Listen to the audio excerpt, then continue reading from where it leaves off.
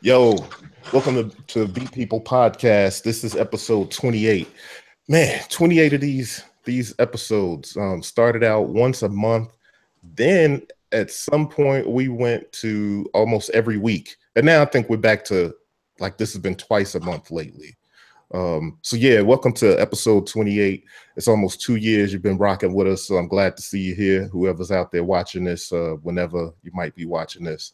And I got some of the crew in the place to be. We got Daniel Steele. What's up, brother? Yeah, what up, man? You know, Saturday. It's a Saturday doing nothing, brother. Word. That's the best feeling in the world. That is. As a matter of fact, later I might just go sit on the porch before the sun decides to bake the earth and smoke a cigar. And you ain't even got to light it. All you got to do is hold it out. Hold it out. That's what just catch fire. Straight up. And we got Kenneth Flux Pierce. I don't know what you call yourself nowadays. You got more aliases than a Wu-Tang member. I know. Hey, you got a stronger Delaware accent than I did when you said that. That's straight up. He said Pierce. Pierce. Yeah. I'm over here working still, getting this new house ready. So. Not in the studio right now. Got studio work to do later, but for now I'm here. So yeah, what's up? Hey Ken, I don't know where you went in the house, but when we was testing, there was no jumpy footage. Now you got jumpy footage. You just kind of look like you're doing poses like a model every now and then, just because. You know, like Ken look like he's patched through a bit crusher. Yeah. yeah, come up out of that bit crusher, man. Is it any better now or what? I'll walk outside. We'll see what happens. Okay. All right. Yeah. So, yeah, 28 episodes. And, of course, before this, we were doing, you were involved in quite a few of the other shows that we did, too. Mm-hmm. So, yeah. I mean, if you were to combine it all, it's really like 40 some odd shows. So, yeah, that's what's up. Yeah, we've been working, man. Working. So, yeah. Okay. Look, I want to talk to y'all, man. Y'all know that I'm not necessarily Maschine dude. I shouldn't even say necessarily. I just never have gotten really into Maschine. Besides one that I copped to customize, it was kind of what I used to launch BeatPPL.com. And now there's, what is it? The MK3 just came out? Yeah. Well, not just came out. What was it? A couple weeks now? I don't think it's officially. It just came out. It just came out. Right? Okay. I think October was the official release. So like. Okay. Oh, well, okay. No. I guess. I don't know if the units that are out there are just promo units right now or what, but yeah. Regardless, if you go to the store now, you can pretty much get it. Okay. Word. Yeah, because this is about to be October 1st. So if it's October, then. Yeah, but what y'all thinking about that the MK3, man? I know that people have been wanting certain things from the Maschine for a long time. Am I wrong in assuming that it has the audio interface on the back? No, it has the audio interface. Okay, so is that good? You can call it that. You can call it that. Yeah, you can call it an interface. An interface. It is a bare bone. So basically.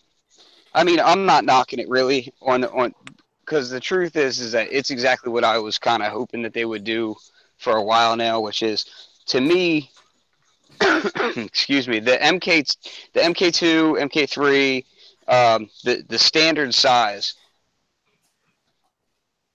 that you travel and do shows with.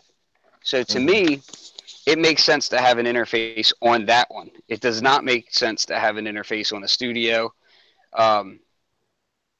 If you're in a studio, you should have an interface, you know, and it's going to be better than one that's tied to a cheap,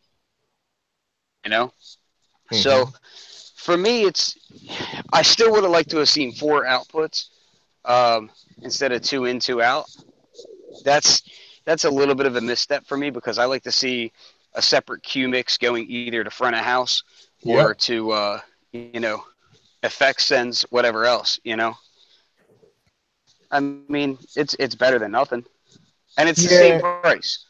Yeah, it's the same price. Oh, So it's the that's same price? good. Yeah, so that's Okay. good. Yeah, that I imagine that's good. And so let me ask you, is it more compact? Is it the same size? It's the same Or size as the previous MK, um, but the cool thing is that so the pad layout is spacing, but the pads are a little bit wider, so there's less of a gap in between the pads. okay. Your muscle memory will stay the same. And it should be a little bit better. And what I really like about it is that it has the performance effects features right on board. So it has that little scribble strip, wheel like there is on the Studio, which is fine by me because to me, I still feel like that jog wheel is wasted space.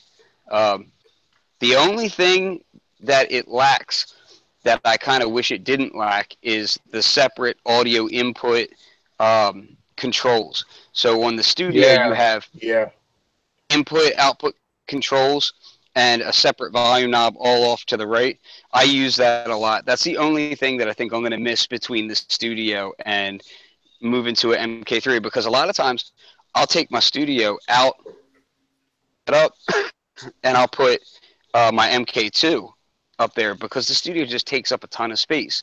And when I'm trying to use my push 2, you know, my MPC and my Maschine, it's like, dude, I don't want all that space. And I sure as heck don't want a Maschine Jam. Like, I have zero interest in that thing. I know that it's going to be great for certain people, but it's not for my workflow. So the fact that I have access to the performance effects without having to waste space that makes me happy. Dope. So I got it up on the screen here. I got to say, it does look more slick and sleek. You know what I mean? It's something about it they kind of changed just enough to make it kind of look a little more sleek. I imagine it's got those Ableton style buttons on it, you know, like the push style buttons. Yeah. Are they? Which are nice. I like those a lot. Yeah, those kind of rubberized buttons. I imagine they are, though. I don't know. I haven't felt it yet. Huh. Well, they're the same as what they are on the push. Like, it's the same style. Okay. Okay. Yeah. And I like how it looks all together. I feel like the whole look of it as a whole, it looks more grown up.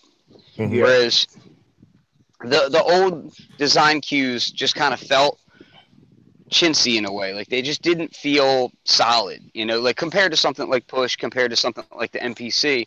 I felt like those pieces of gear looked way more solid, and this is kind of like finally getting up into that world. So that's nice. I'd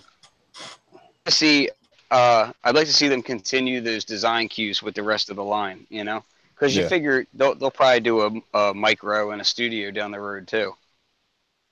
Yeah, I'm interested to see how the Studio evolves. And as I'm looking at this, I see a touch strip. I don't recall anybody ever mentioning a touch strip. Is this for like performance stuff? And I imagine anything that a touch strip can be for. Yeah, so that's cool. What I was talking about as far as those performance effects. So that touch strip will let you do like tape stop and, you know, weird stretching and glitch effects and that kind of thing. If you've ever used what's it called? Reactors, excuse me, I'm still getting over a cold. Reactors, the finger, it gives you a lot of effects similar to that, but directly inside a Maschine. Dope. So just like on the MPC, touch, how you can do those effects, it's pretty similar to that. Dope. Yeah, I love that kind of stuff, man. Especially as of late, I still got to fix the button on or this potentiometer knob joint on my Chaos Pad KP3. Oh, that broke, right? Yeah, ever since I took it out to the park, standing around in the park like it was 1978 making beats. You was out there with a slab of linoleum on the street. Yeah, no. I didn't know that you had broke that, man. Oh yeah, it's broken nice and good right here, Jack. Not mine. Mine is still intact. I will say one thing. About the Maschine MK3 design that kind of irked me, and it's purely aesthetic. Okay, it's not a functionality thing so much, but the knobs have these like ridges on them, right? I don't know. It just feels old to me, like that style. Okay. The knobby, like I don't know. So I mean, it's good for grip, I guess, but I don't think you're going to be that sweaty in the club, and there's not that much resistance on a knob to where you're going to be slipping when you turn it. Mm-hmm. I kind of like how on the push it's like a solid knob, you know. Sweaty in the club. That sounds like Sweaty in the club. Yeah, listen. Maybe we should stop talking about being too. sweaty grabbing on our knobs. Like maybe this is a bad conversation, and we should just skip right past it. Go down the rabbit hole real quick. That sounds like an awesome rap album title. Like, yo, my next album is called "Sweaty in the Club." Sweaty in the club. That's it. Featuring hit single "Grabbing Our Knobs." Yeah, this needs to stop. Rigid knobs. This conversation needs to end. Okay, look. So, hey, Steele, why don't you weigh in on MK3? What's your thoughts on it? All right, so I am a simple man. I like the MK3. Certain things I don't like. Mm-hmm. Well, let me not say I don't like, but I wish it had. But I understand the generation gap. That like it doesn't have phono ins. Mm-hmm. Yeah, that could be a huge. It doesn't need phono ins, and I totally disagree with Steele on this, like completely. I couldn't disagree more. No, I'm just saying it doesn't have phono ins. That's something that I wish it had. But let me ask you something. Understand. When would you use phono ins? I sample from when would you ever mobile? When would you ever be mobile using phono inputs? No, that I understand. Because you're. Yeah, I understand you. But you have to understand. As a groove box, though, I get where you're coming from. Still, as a groove box, that's one of those things. Not everybody is gonna buy a studio. Mm-hmm. So, for the dude that just wants to buy the MK3, that does sample from records. You know, it would just be nice to have nice extra convenience, right? But I'm not saying that it's to me. It's like that would be I would be angry if it had them, and I'll tell you why. Because one.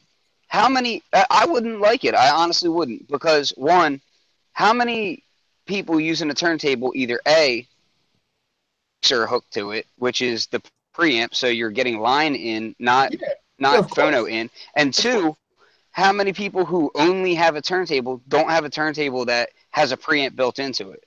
Oh no, Ken, I feel you, but I'm talking about the automatic things that we look for when we look for a beat machine, the things that when we look back, hey, what does this have? Okay, this doesn't have a phono in, so that means I have to have another interface to this thing. So I feel you, but I do like the MK3. Another thing that I didn't like is I wish that the microphone input was that I agree with.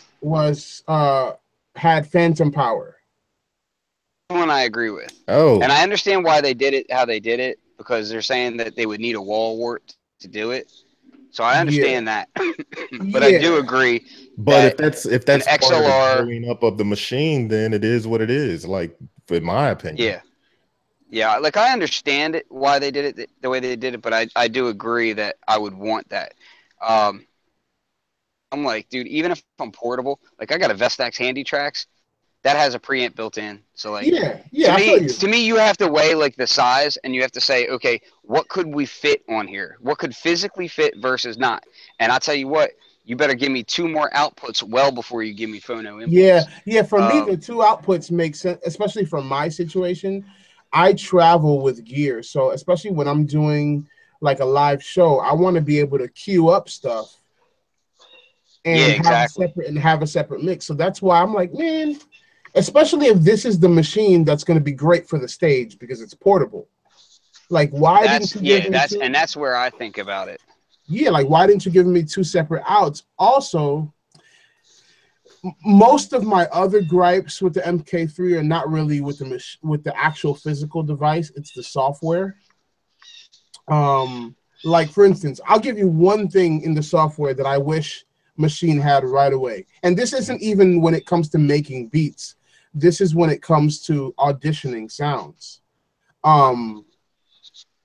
let me audition in tempo or off tempo, but I know that has to do with it not having time stretch. So I'm just like,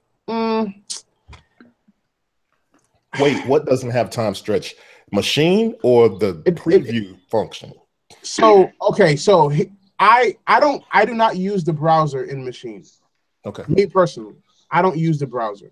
I have all my folders set up in favorites, right? And what I wish I could do is, as I'm playing a beat, I can audition stuff in tempo with my beat that's playing.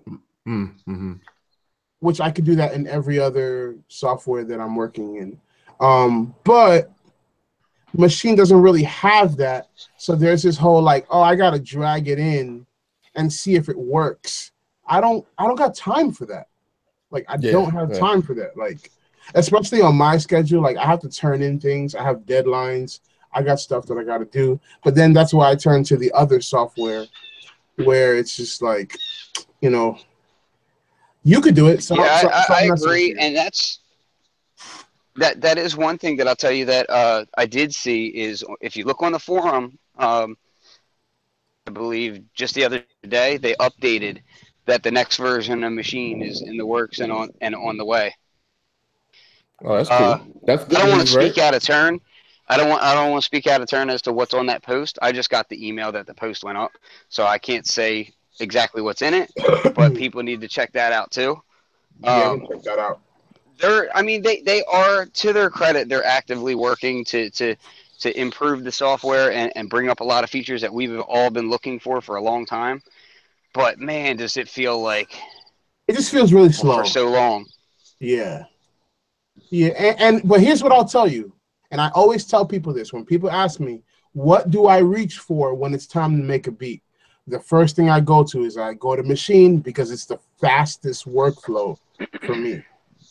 For me personally, it's faster than everything else. The layout, the way that I can access everything, there's button per function on the actual devices. Mm-hmm. Hey, I don't got to menu dive a lot in Maschine because everything is basically in front of me. It's laid out bare, right? I totally agree. Yeah, so that's why the sampler in Maschine is still the fastest, most active sampler that I get use out of all the time. The thing that Maschine is great for is that you can come up with a sketch and edit the samples and kind of just do everything to get the bare bones essential of what you want down using nothing but the hardware, no mouse involved, really, really fast.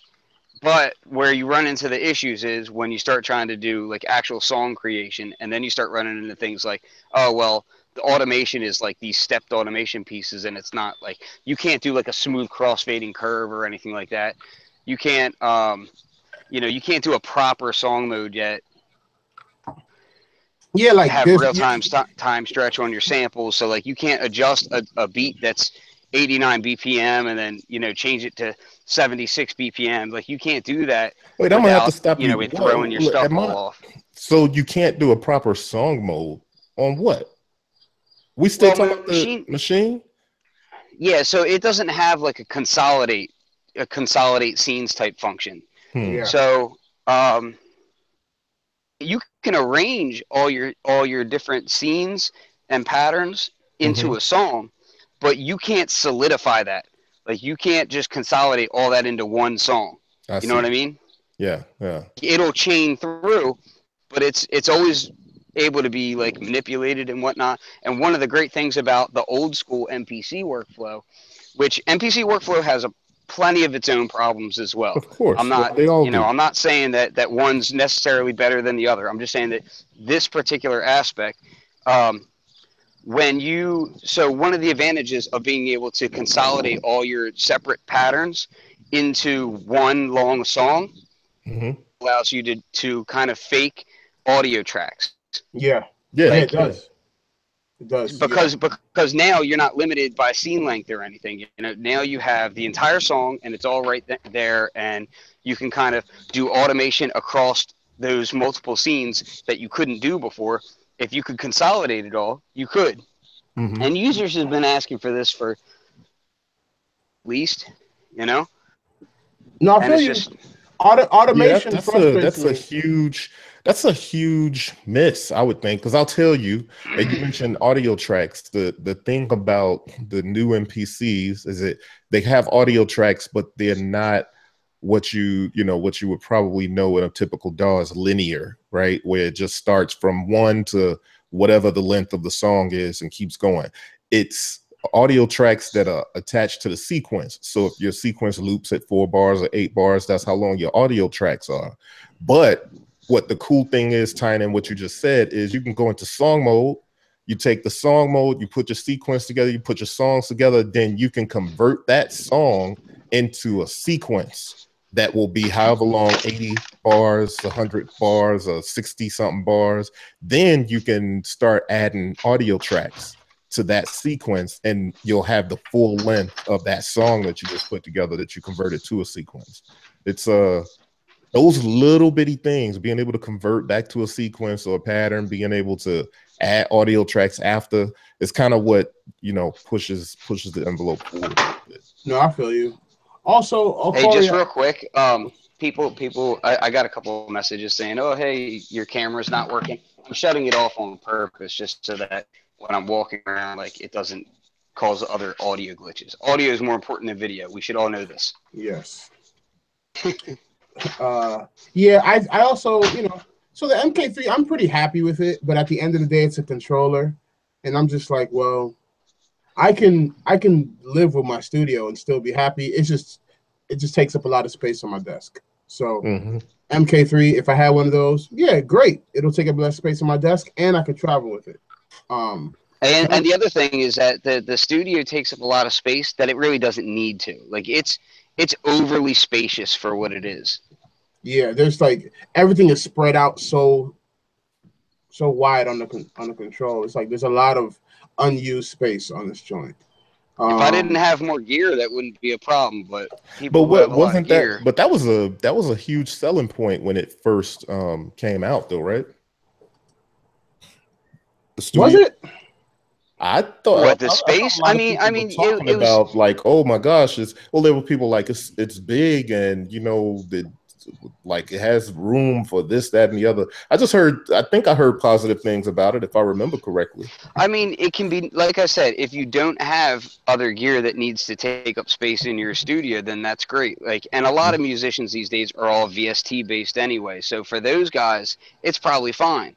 But for guys that are sound designers or old school beat making heads that still have a bunch of vintage samplers and, keyboards and romplers and that kind of thing, for those guys, it drives us nuts. Or if you're Cliff in the like chat where a lot of us started, man. Or as Heathcliff in the chat just said, it's not gear hoarder friendly.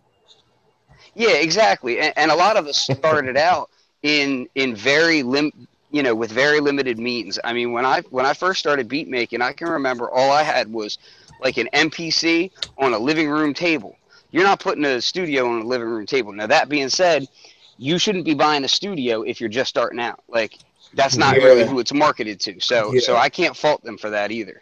Which is why it's called a studio, because that's to imply that this is for like a higher level user or studio, more pro user or something like that. You know what I mean? Yeah, but it's hard to ignore those screens when they didn't have those screens on the MK2. Right. People wanted the flashy screens, and they do make the experience a lot nicer. So on the MK3, having those screens will be very nice. I got to tell you what too. Also, the 2.6.9 update made my Maschine studio a little bit more sleek. Yeah. The software update, it just made it work.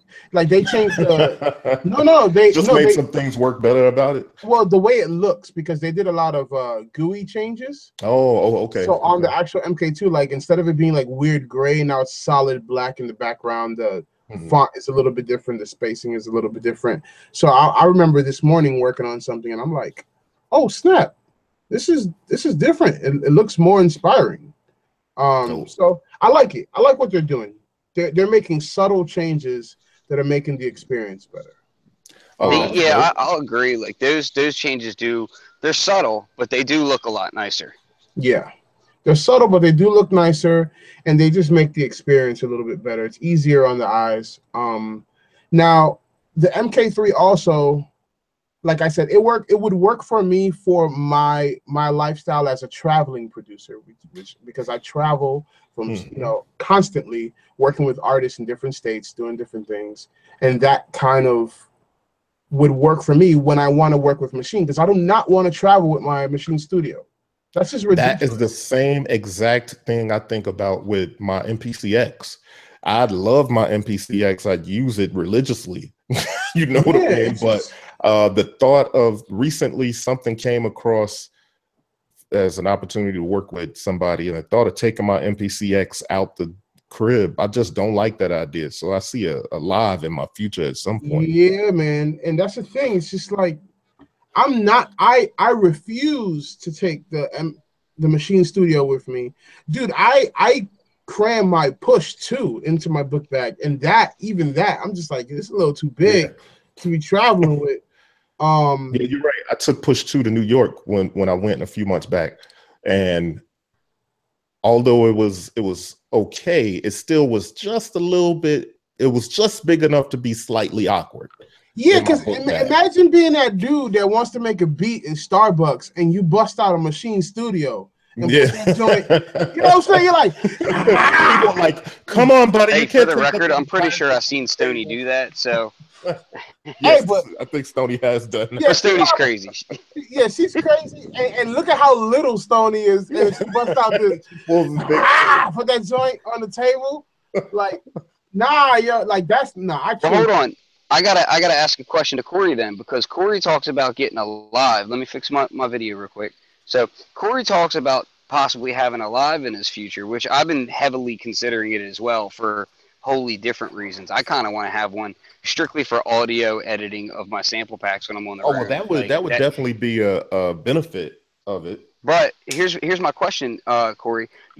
We've had a lot of conversations about how you're using your X, because I've considered getting an X, but I don't think I'm going to, one, because of the price point, and two, because I just don't think I'm going to use it as much as the Justify, and I don't think the CV out on it is going to do what I want to do, which is why I have an ES8. But anyway, the question is traveling wise, why would you consider a live over a Touch, an MPC Touch, when you primarily use your live or your X with the software, not in standalone mode? Yeah, rather have that's my preference. A Touch. That's my preference, but I would like to have the option to be in standalone if I needed to. You know what I mean? Like, I hear you. I just wonder. Wonder, like, cost versus, hey, look what I have. Wise, you got a brand new MacBook. Why would you not use the Touch instead of spending that extra? Right now you can get a Touch for like $349. Sucks. That sucks, yo. That Touch. If you can have a live, I know the screen is not as responsive as the live on the Touch, and honestly, yeah, I see what your point is. Yeah, if I'm using it mostly in controller mode, why go through the trouble of going to get? But I definitely think live is a better product. Because you want to live. Yeah, and that too. But the thing is, to being able to have, Daniel, you always say it. If I'm going to buy something, I'm going to get the one that I don't have to upgrade later. Like, exactly. You know what I mean? Let's get the one that gives you the most bang for the buck, the most options. And that's probably what it would be. Because if I was in the airport doing something, I really wouldn't want to do a setup like that. Like, or if I was, you know what I'm saying? If I was somewhere in public doing something, and it would be nice to be able to pull out the live on my lap, or, whatever limited space you may have, rather than saying, okay, I got the computer, I'm gonna plug this up too, I'm gonna plug, you know what I mean?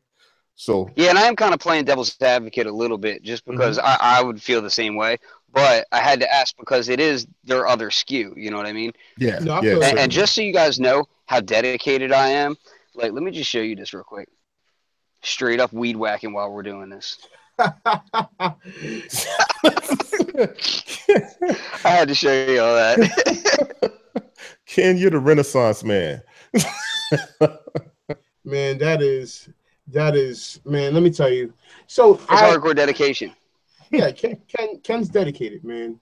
So one of the things about the MK3 also is I don't know what the quality of the audio is. So when I get my hands on it, I would want to know what it sounds like. Like, what do those inputs sound like? And is it exactly the same as the complete Audio 6?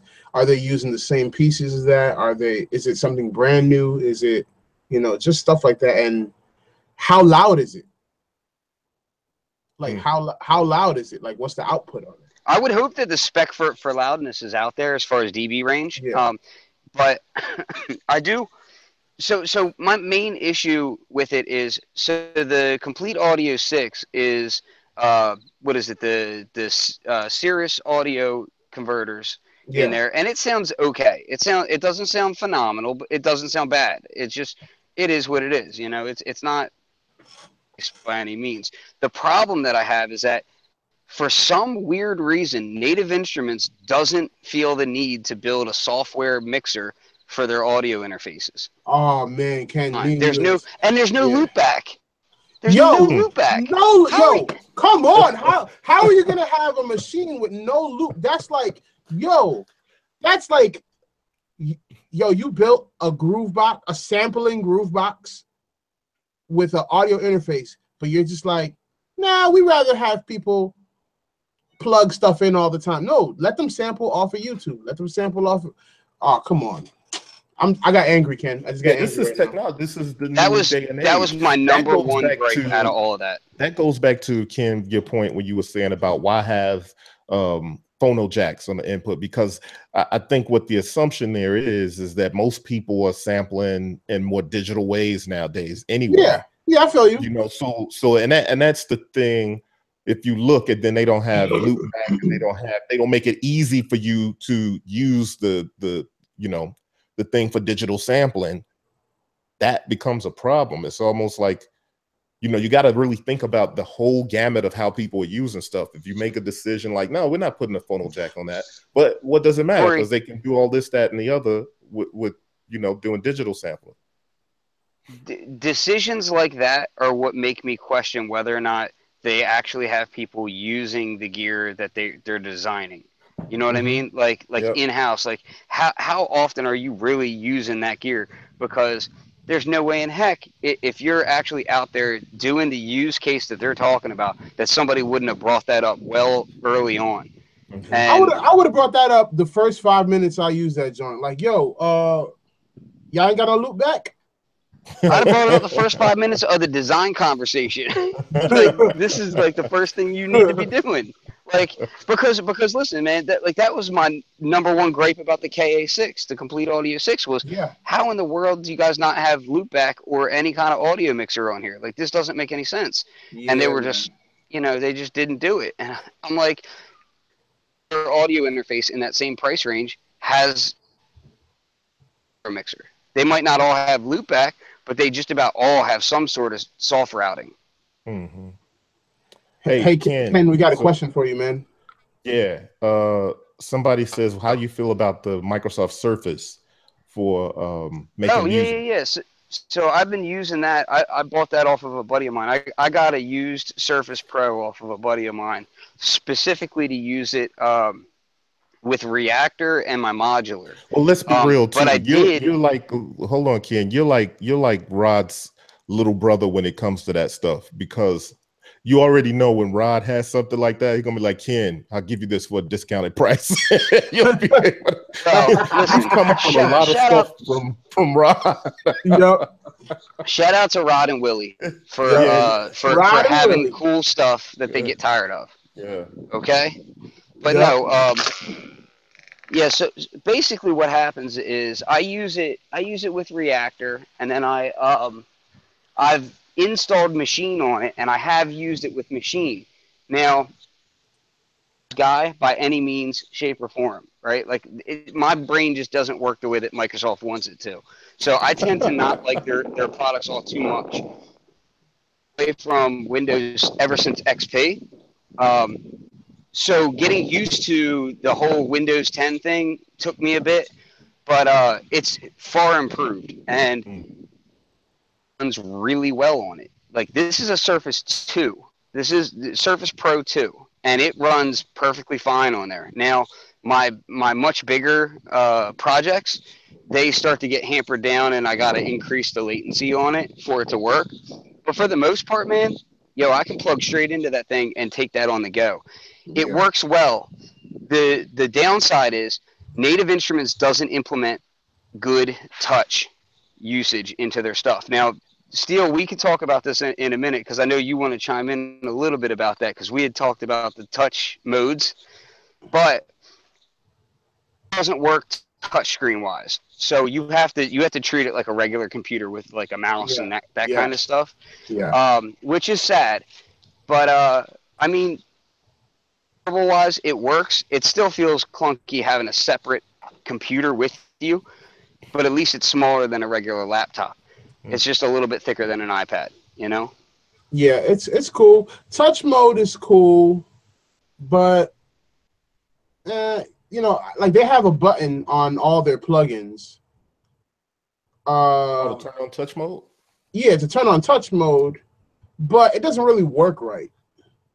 And maybe I have to get a good touch system in order to maybe, you know, to experience it the way that it's supposed to be, or maybe it just works better on PCs than it does on Macs. But yeah, man, it's something that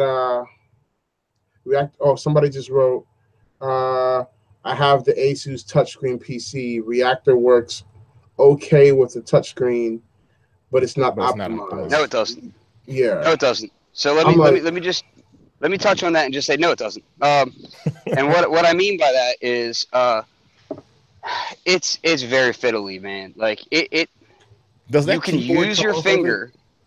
You can use your finger, but it's like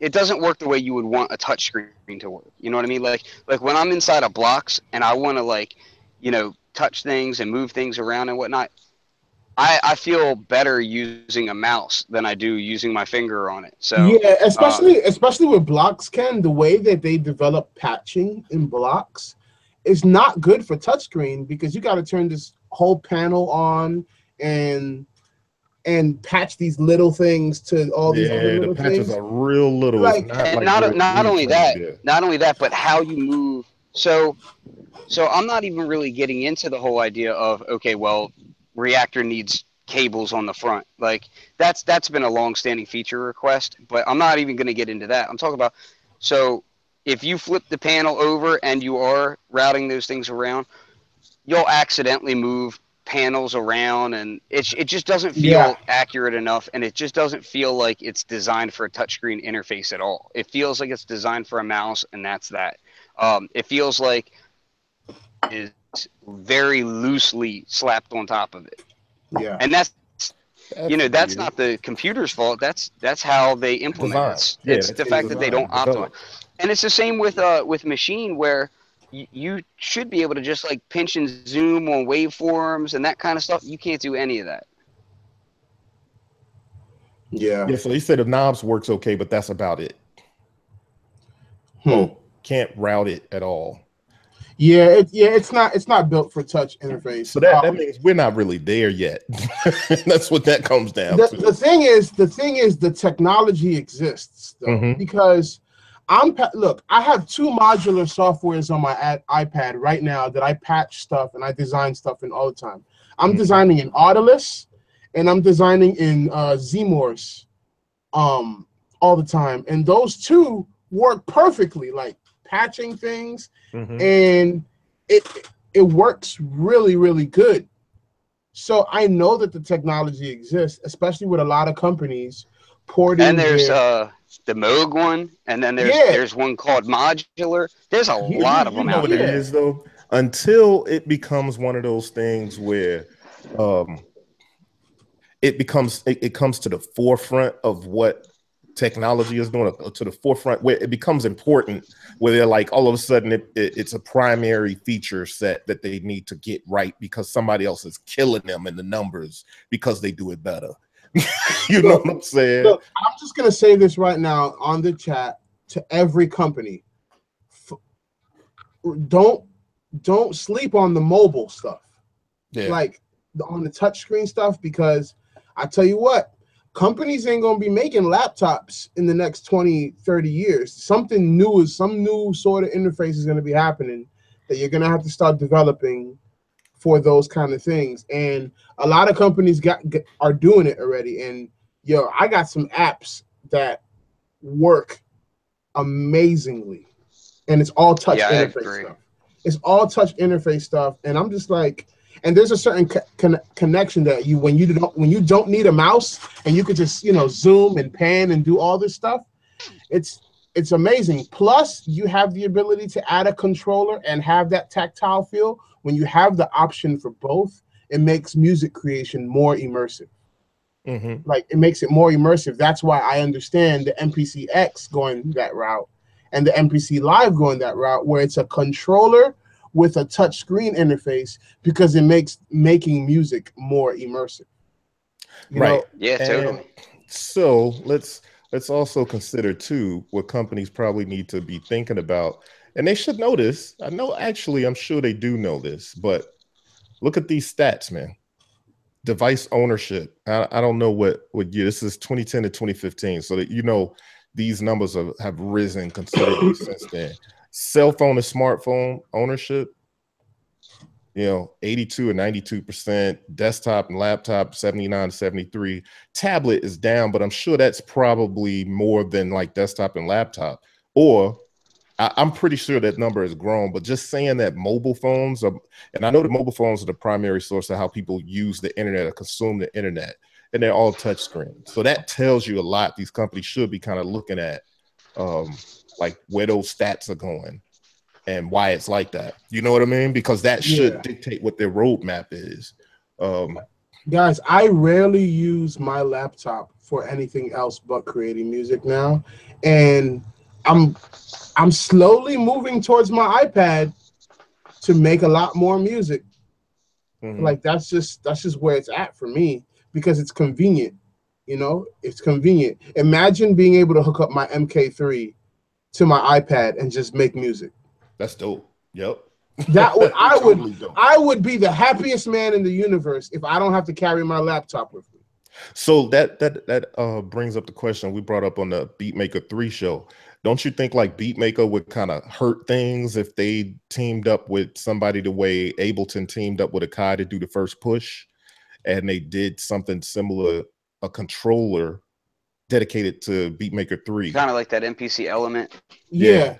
Or the Arturia Spark LE controller. Mm-hmm. Yeah. But something that, exactly. Something definitely. Like and that would be like feature rich, that would operate just as seamlessly and powerful as something like the push. And it should be Bluetooth, no freaking connections to your word. That'll be so amazing. But I think there's inherent latency with Bluetooth though, right? I don't have any latency with my CME controllers. I didn't. When I use my CME controller, I didn't really have any. Actually, I don't have any latency. Did you try programming drums with it?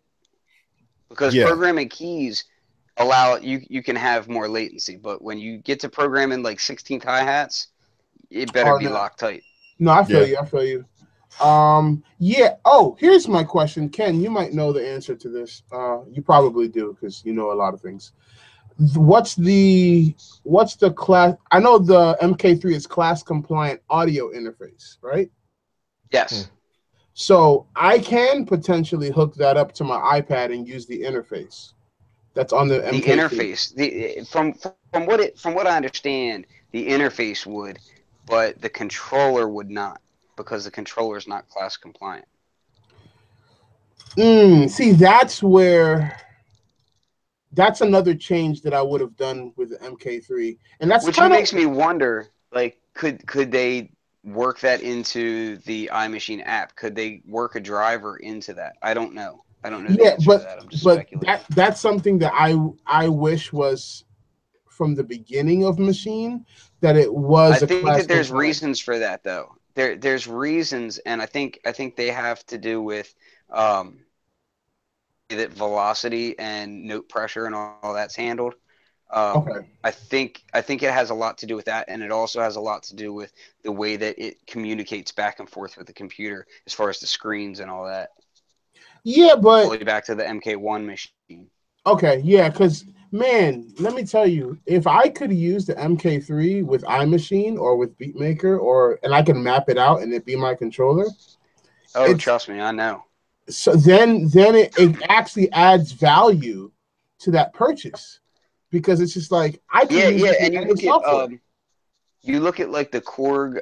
Korg has some Bluetooth controllers that are really great with, like, Stoney loves those things. She uses those a ton, and those, like I said, the Arturia one is really fun with Spark LE. Like I've used that, and I've used it with other stuff too. Gripe with the whole mobile thing like that, and the more I'm like, okay, maybe it's just my old self, but like when I'm sampling something, like I want the file and I want it like you know what I mean, like tangible almost, you know. And for some reason, the iOS is giving me the same feeling as I have when I sample into Maschine or into my MPC 2000 XL or whatever else. Like I feel like I know where the sample is, I know what I have, I know what I can do editing it, and it's like in, out, done. And whenever I'm using them on iOS, I don't get the same feeling. It's a strange way that they work with files or something that just doesn't give me that same feeling. And that's what than anything else, than even, because I've actually gotten half decent as far as finger drumming on that flat glass screen, which there are a lot of controllers that work and can map fairly nicely to these things. Yeah. So you're some sort of wizard to be finger drumming on a flat glass screen. Yeah, dude, like BeatMaker is surprisingly well. BeatMaker 2 especially, but like I haven't used BeatMaker 3 enough to really speak, you know, volumes about it. But especially BeatMaker 2 and BeatHawk by UVI, dude, I can finger drum on that, and it feels tight. Like I've done measurements as far as latency on it, and I think it was like 10 milliseconds total latency from when my finger touches the screen to the sound comes out of the speaker. I like BeatHawk. I like BeatHawk Sampler. They have a really good way of mapping out multi samples in their software. That's really, really good. Like I got a couple of their expansions, and it's basically ports of the UVI libraries right in BeatHawk, and it works seamlessly.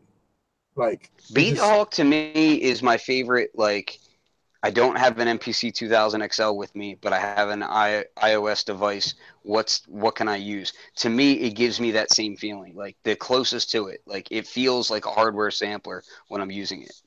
I like it. I do not like the amplitude envelope section. I don't like the way it sounds. I can see that. But just functionality wise, like it just feels very quick and intuitive. And also the song mode is dope on it. Mm-hmm. Song mode is super dope. Yeah, I like it. You know what? I think I have BeatHawk and I haven't used it much, and that's shameful. BeatHawk is dope, and they just had a pretty major update to it too. Not totally true, but hey, let's talk about this one thing I got over here. Yeah, I know you've been waiting. Yeah, Corey, get out of here, man. You got everything, bro. I'm like, hey, Corey, you got this? You're like, oh yeah, it's right over here. No, that's Ken pulling stuff from under the desk. Oh yeah. But hey, not today. I got cobwebs here, and that's about it. Well, that's just because you're preparing it to bring all that stuff over preparing there. It. Yeah. Oh, but you know what? I wanted to talk about the peak, but I just want to kind of show this. Look at it. Ooh, nice rack, Corey. Let's see. Stunting. This guy's over there stunting. It's all good. I'm gonna have a case soon, and then I'm gonna stunt on all y'all because I got Sensei Ken teaching me. That's what's up. I got this whole look at that case though, man. Yo, that thing is beautiful. Yeah, it's crazy, man. I wasn't gonna fill it up last night. Or start installing the stuff into it last night, but then I just kept standing here looking at the case. So I was thinking, like, go ahead and put them things in there. Yo, Steve did an amazing job on that, man. He really did, man. Everybody follow Steve Baker right now. If you need a case, go. Ethereal Sun cases. Yeah, man. Ethereal Sun. That is a beautiful case. Yeah, Steve Baker is in the chat right now. So shout out to Steve Baker. Definitely go to Ethereal Sun cases. and patronize my man. Don't like patronize him, like make fun of him, but you know, buy cases. Patron. yeah, that case is beautiful, Corey. Word, thanks, man. I'm gonna get a table that's a little lower to just lower it down a little bit, not too much, but just a little lower. So, because if you could see this, hold on. Like this is usually pushed over, and I can kind of get in here and do things. And I can reach, but when it comes to reaching up here, obviously I'm extending. But that's why I put stuff up there that, you know, it's kind of set and forget, or I don't use as much as the stuff towards the bottom of the case. But yeah, makes man, custom cases, and that was what you asked for. Like that is exactly what you asked for. Yep. And I just want to point out that my case from him is exactly what I asked for, and I'm smarter than you because I had him angle the top row towards me so that I didn't have to worry about that. No, I'm not complaining. I'm just messing with you, man. And that is nice that you got that tilted over. That case you got kind of works for that too, anyway, because the top is coming angled back at you a little bit, and then you have that 11-inch shelf. But I didn't really want the shelf because I wanted it to be a little more smooth. But then, you know, what's dope about when people do custom things for you is that you get cool stuff like this. Yeah, that's really cool, man. That's really, really, really This cool. is also etched in down here. That's Love super it. dope. Yeah, it looks it looks really, really, really dope. Yeah. And they're solid, man. They're so solid. It is, yeah, it's solid bamboo. And bamboo is actually it's a very hard, like it's a durable wood, but it's lighter than typical. So even though this thing is solid and it probably weighs close to 50 pounds, it probably would weigh more if it was something like maple or walnut, I think. I don't know. But surprisingly, even filled up, I got 3 power supplies in there, which is weird. In my other case that I was using temporarily, this guy, you can see it, I had 4 power supplies in there, so that was weird. Corey, that's the Cheeks of Steel? Yep, Cheeks of Steel. It's dope. It's dope. Yep, it was 168 HP Cheeks of Steel. That's not bad, yo. That's pretty cool. Yeah, it's real dope. So I'm probably gonna end up selling it because I just don't need it now. I don't want to be tempted to be trying to fill up something else. You know what I mean? But it did what I needed to do. I wasn't expecting to be able to, you know, me and Steve to come together and be able to work on this.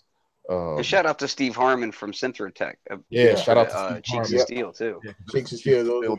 Now, mind you, this is 9U 168 HP, and this thing was about $200. Yeah, that's ridiculous. Yeah. So, and then you could take this obviously and chop it down, and you know, make it the 104 if it's too long or stuff. So, I got somebody in mind that says they need a case, so they'll probably go to him. Dope. How small his Voyager looks next to that Cheeks of Steel. I know, yo. It's like it's like a little. It's not a voyage. It's like a little trip. It's a little trip. Is that a boutique Voyager? Yeah, no doubt. Oh snap! Boutique Voyager. Small. And then obviously this thing is going back here soon because I finished the review. I actually kind of liked it, man. It's the monologue. Is that the monologue? Yeah. Yeah, the monologue is actually kind of dope. It's a little aggressive if you kind of into that aggressive sound. It can be pretty aggressive, but you know, with a little delay or reverb and a little less drive, it can sound pretty beautiful. But it sounds good right out the box. I dig it. Cool. That's what's up. Yeah. So okay, look, the peak. Did we talk about the peak on the show yet at all? I think we have, yeah. But I know you've had it now. Yeah. And man, what's your verdict? I'll tell you that sometimes I am keenly aware that it's digital oscillators, which is not necessarily a bad thing, but it definitely has a different kind of sound palette than, say, obviously any one of these joints over here. I like that it you know, it's not only the digital oscillators where it has a few different waveforms, and it's got 3 oscillators. It has a few different waveforms, 4 different waveforms on each one.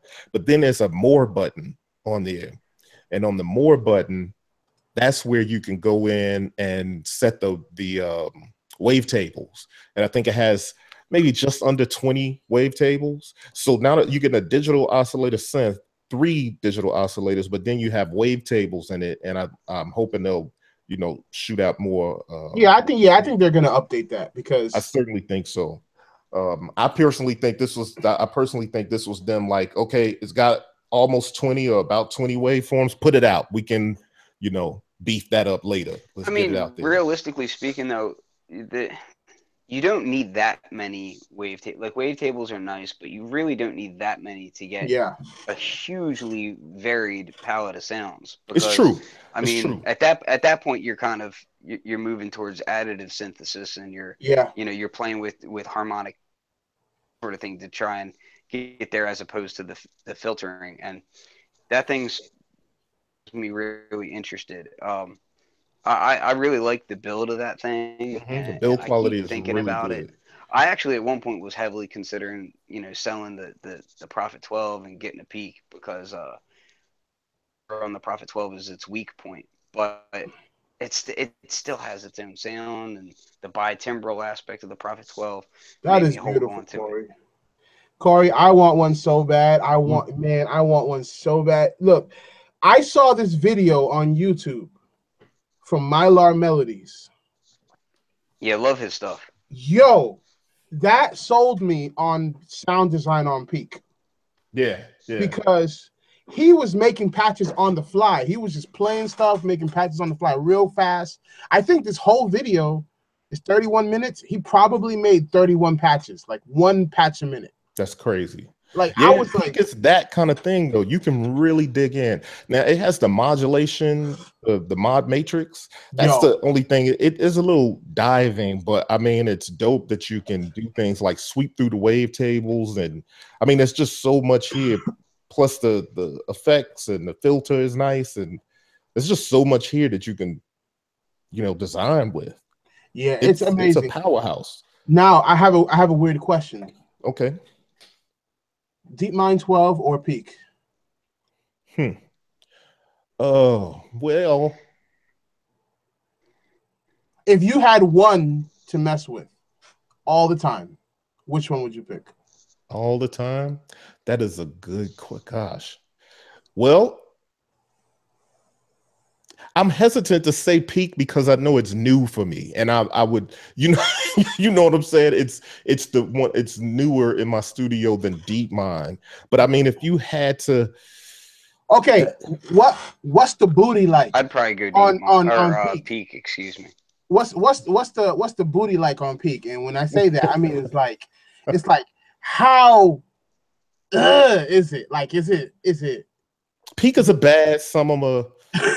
That's what I wanted to know. Like sound wise, like when you press a note on Peak and when you press a note on the DeepMind 12. Well, here's the thing. I'll tell you, the character on Peak, I feel like has a wider palette of sound, like where it can be, you know, deep, lush basses, and you know, it can get aggressive, but it can totally sew things up on the pads and the strings. Now I think DeepMind is a pad and string machine. You know what I'm saying? Like, it really is a pad and string machine. I think you can't go wrong with that. And then the ARP, I use the ARP a lot, but Peak has a dope ARP. It could do pads and strings damn good, but it also has those same characteristics that I love about the bass station too. Yep. You know what I'm saying? So probably if I had to, I love my bass station, bro. Yeah. So that, I hate that question, but Peak is a bad mofo, man. All right, second question. The effects section on Peak. How does that reverb sound to you? Like, which one do you like better? Do you like the reverb on DeepMind or on Peak? There's like 6 of them. Yeah, I probably would like. I dig the reverbs on DeepMind. Okay. And I do like this reverb too, but I think the ones on DeepMind might be a little better. Now, but still, if you don't have them to compare to each other, this is a damn good reverb. Now, I will say though, the distortion, when I was playing with this with a couple of friends, I was at their place and we were playing with the distortion, but we were in wavetable mode. We had wavetables going on and we put on the distortion. And a couple guys was like, that distortion sounds horrible. And then I was listening to it. I was like, yeah, I don't like that. But then I was like, it don't sound like that but then I realized, like, I think the patch that we had up, when we start adding distortion, it really sounded digital and kind of brittle. I feel you. Yeah. So, but at the same time, I think the distortion works pretty well in other ways on other patches and stuff. So like I said, sometimes I'm keenly aware that it's a digital synth. And I don't even know if that distortion is digital or analog. I think it's a digital. I don't know. The filter is definitely analog. But yeah, I mean, if I had much less gear, I probably would get something like this because it could cover the most ground. Yeah, man. Like I told you, when I saw Mylar Melodies doing that demo, I was like, he made patches that I dream about on this freaking thing. And I'm just like, you know what? I gotta have one. I gotta have one. Peak is also what, $300 more than DeepMind? It's $12.99, right? Yeah, it's $12.99. Yeah. Yep. I'm just saying, for fairness, let's keep in mind, like, we're talking $300 more, which, you know, might not sound like a lot, but when you're talking about a synthesizer that's only $900 or $999, that's, you know, that's a chunk of the price right there. Of course, right. No, and then on top of that, so what is Novation Peak is 8 voices, I think? Well, I don't know. Yeah. Yeah, so it's 8 voices versus the DeepMind being 12, but then on top of that, you get a keyboard. You can go get the DeepMind 6. Or you can get the desktop DeepMind 12, and like the savings become significant. And when I think it's $100. I think it's what is it? $100 less for the desktop DeepMind 12, and then you're talking $600. I think. Yep. It's I want to say it's like $600 for the 6 voice. Yo, that DeepMind 6, I can't front. It looks sexier than the 12. Yeah, it's pretty nice. I'm like, it's a little more compact. And stuff. It's more compact. It got the lights under the mod wheel and everything. It's like, hey, I can't upgrade the 12. Yeah. Wait a minute. It don't. What does you mean the lights under the mod wheel and pitch wheel is lit? Is this not? It's lit on the 12 too. It is. Yeah. Is it different? Is it a different color? Hold on. I don't know. I don't think so. Because the 6 is an orange. Same, I think. Is that orange? Yeah, the 12 is orange. Okay. Well, I guess the way they take photos of it makes it. They have it lit all the time, and not the DeepMind 12. You have that option in the menu to turn the lights on and off. Okay. That's a better decision for me now. And you know what though too, the DeepMind 6 is a little smaller, and it's still pretty knobby or slider. It has a lot of physical control. The 12 is pretty small as is. It actually is, and so I'm surprised to see that this one is even smaller. But I think the DeepMinds also they do great double duty as a controller. Oh, that's dope. Yeah, that's dope. And I'm gonna hop off here, guys. Okay. I'm gonna roll out of here because I'm still here working on this house, trying to get this place done, because the sooner it gets done, the sooner my studio gets done. Yeah, I bet your wife looked at the show and probably said he ain't doing nothing he said he was gonna be doing. That's me. I don't want to feel too guilty. So but listen, thanks for having me on the show again. And Steele, we're gonna get up real soon. Yeah, man. Yeah. So everybody go to shop.fluxwithit.com. Yes, go there. Word. And hey, actually, you know what? I think this is a time to call it one, Steele and Ken, because my daughter just got back from her first driving lesson, and you want to make sure she's alive. Yeah, I want to make sure she killed nothing or nobody. More importantly, check that car, right? Yeah, their car. They come with the car. We pay for the service for her to take the thing. Oh, I got you. So if I think that's covered under their insurance, I don't have to worry about it. All right, well, yeah, man. Well, guys, visit, msxaudio.com. We got a lot of good stuff. Yeah, we're always working. We tend not to sleep. We are the vampires of sound design, and yeah, we are here. Come hit us up, visit us on our website, if not there, on our Instagram, and we'll be happy to talk with you and spend time with you. So yeah, and follow Corry and Ken, two amazing people. That's what's up. Thanks everybody for dropping by. This is Beat People Podcast, episode 28. And for those that didn't get a chance to check it out, this will be living in infamy.